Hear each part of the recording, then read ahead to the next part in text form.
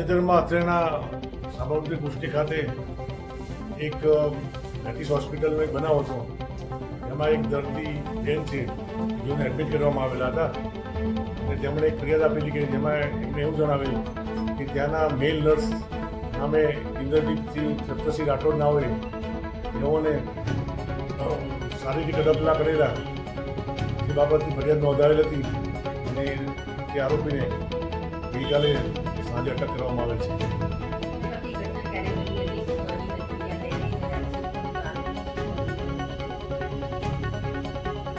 આ ફરિયાદી બેનને જણાવ્યા મુજબ જ્યારે આ બેનને કોઈ બીમારીસર મેડિસ હોસ્પિટલમાં દાખલ કરવામાં આવેલા ત્યારે આ બેન થોડા અર્થબેભાન અવસ્થામાં હતા અને તે વખતે આ જે કામનો આરોપી છે તે વારી ઘડીએ તેમની પાસે જઈને તેમના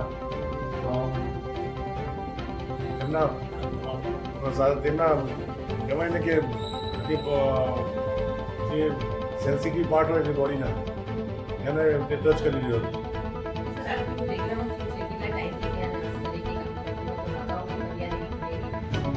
આરોપી 2 વર્ષથી નોકરી કરતો હતો અને અગાઉ તેના વિરુદ્ધમાં કોઈ ફરિયાદ નથી. બનાવ છે 10મા મહિનાનો છે અને ફરિયાદ 2 મહિના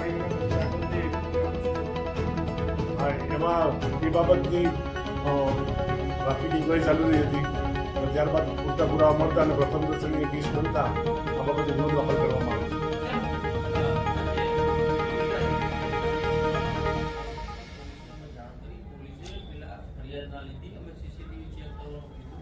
સીસીટીવી ચેક ના કર્યા, પછી મીડિયાની મદદ લીધી ને પછી પોલીસે અરજી લીધી અને અરજીમાં લાંબો સમય તપાસ બાદ અમારી ફરિયાદ લેવામાં આવે. આમાં તથ્યતા કેવી એ બાબતે તપાસ ચાલુ હતી એટલું જ છે અને આ બાબતમાં પોલીસ વિરુદ્ધ જે એમની જે રજૂઆત છે એ પાયા વિહોણી જણાઈ આવે છે.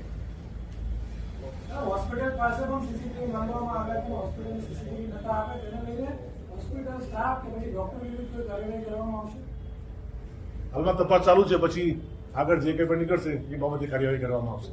આરોપીનું બેકગ્રાઉન્ડ